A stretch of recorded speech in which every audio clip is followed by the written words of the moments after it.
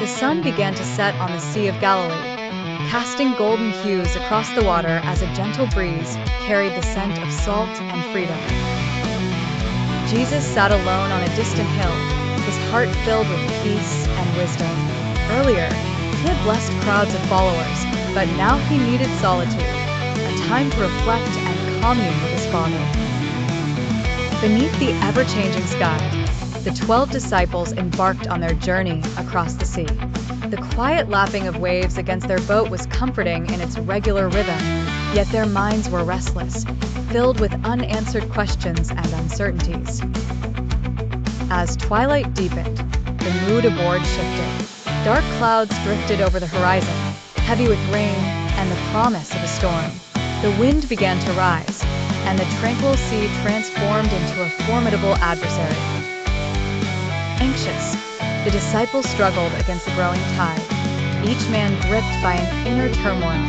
Their thoughts turned to Jesus, whose absence they felt acutely, his presence they longed for.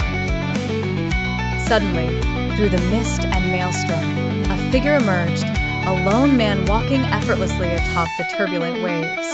The disciples gasped in astonishment, their minds grappling with the impossible. "It is a ghost," cried one, retreating in fear. But then, a voice, strong and calming, reached them over the chaos. "Take heart, it is I. Do not be afraid," Jesus called out, his words like a bomb. Peter, ever impulsive and brimming with zeal, leaned forward, his eyes fixed on Jesus. "Lord, if it is you, command me to come to you on the water," he implored.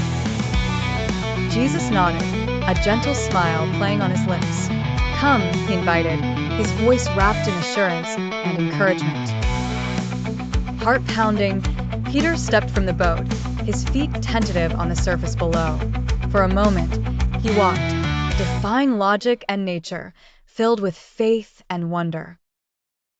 But then, his gaze faltered as he noticed the wind and waves, the ever-present chaos surrounding him. Doubt creeped in like a shadow, and suddenly, he found himself sinking. "Lord, save me," Peter cried, panic seizing his voice. Instantly, Jesus reached out, grabbing his hand and lifting him above the water's grasp. "Oh, you of little faith, why did you doubt?" he asked, his tone understanding and tender. Trembling with relief, Peter returned to the boat alongside Jesus.